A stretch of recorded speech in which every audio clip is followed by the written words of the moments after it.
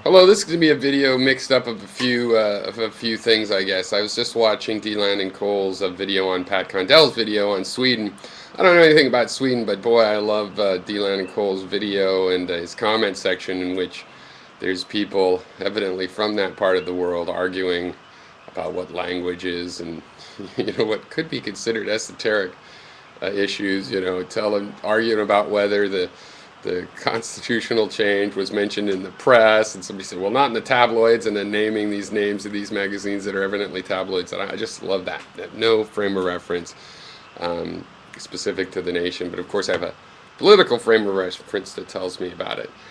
I don't know enough about Sweden, but I do know enough about people like Pat Condell. I think it's funny the way the atheist community has developed, and you see over time sort of people's real motivations. I mean, there's the Thunderfoot and Pat Condell kind of thing, which is sort of like, we are devout atheists and we believe we need to promote atheism and get free of religion. And it turns out it's more like, well, actually, we're just agnostics that hate Muslims, or the amazing atheist side of, actually, it just worked to be, I was able to be offensive with this because of where I'm from. And then none of it means that, the people out there struggling with their atheism and if they're going to hell or not, and if they and if they're not worried about that, just worried about the sort of the stigma that can still be associated, especially in certain groups of people. They may need these messages, but of course the message carriers are flawed.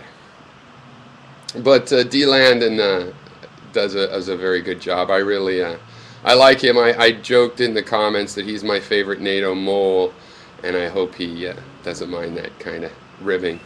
Now, related to him, I thought I'd mix into this that, I told Ujama Flipper that I would reply to his sort of follow the money kind of post, but I found it difficult to do. One, he was focusing still on the Atlantic Council and DLandonCole's, and that made it difficult. I don't feel that that it really is pertinent to DLandon per se, and I'll say what I mean.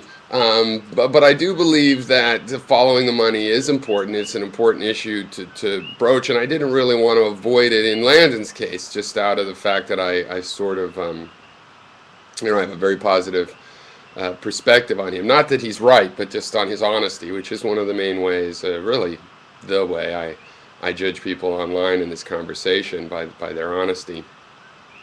Somewhat by what they honestly believe, but more generally speaking, it's just the honesty. The thing with follow the money is always true in government and in most other things that are large-scale phenomena, and many that are small. But the thing with the Atlantic Council is that this is a moderate by status quo standards organization trying to get the moderates from both left and right. And so, if you follow the money, it sort of justifies itself well enough that it's a bad example. Follow the money for PNAC and the RAND Corporation and stuff, because, the Atlantic Council is kind of, the companies paying money into Atlantic Council organizations, you can assume that they're doing it for their profit, but if so good, it's a fairly enlightened approach, right? Not the ramifications of did you justify NATO and while NATO was doing something wrong, but in its mission of, enhancing stability, like we saw Landon say on Al Jazeera, those of us that saw that. Landon had the idea that, well, companies, internationals aren't really, for corruption in these governments, because it's not good for profits long term. It's better to have stability, better markets, better long-term possibilities. And, my complaint is that, well, that's the problem. A lot of international companies, at least especially American ones, aren't thinking so well in the long term. But the Atlantic Council is all about that. It's like, yes, we are going to promote some part of the status quo, but it's the part that's pro-stability. Shared stability. It's not stability for us in Connecticut and, mayhem in Africa. It's like, let's get everybody sort of up to snuff, and, that's kind of its attitude.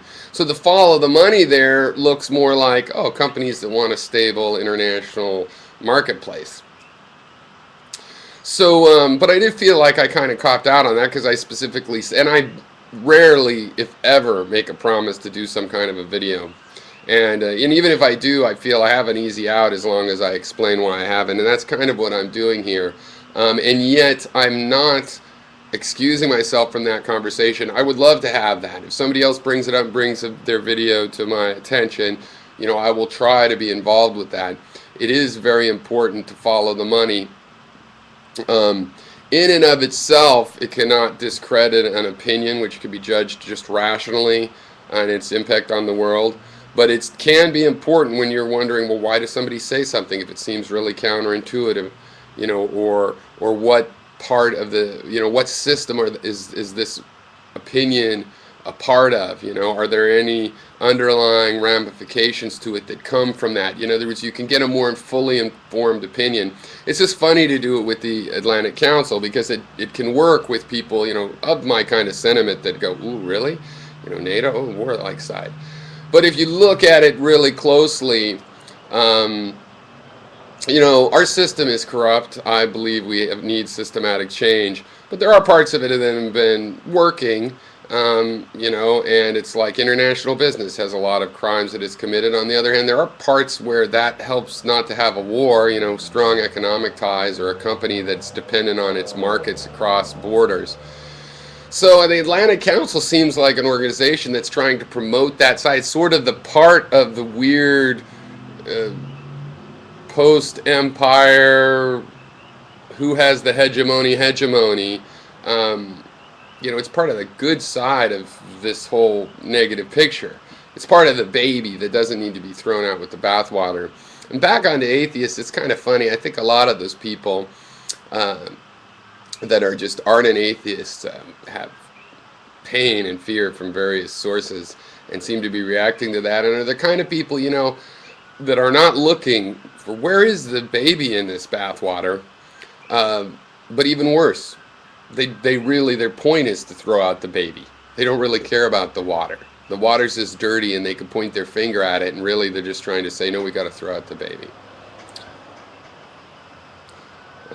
Anyway, a couple different takes on vaguely related subjects. Cheers.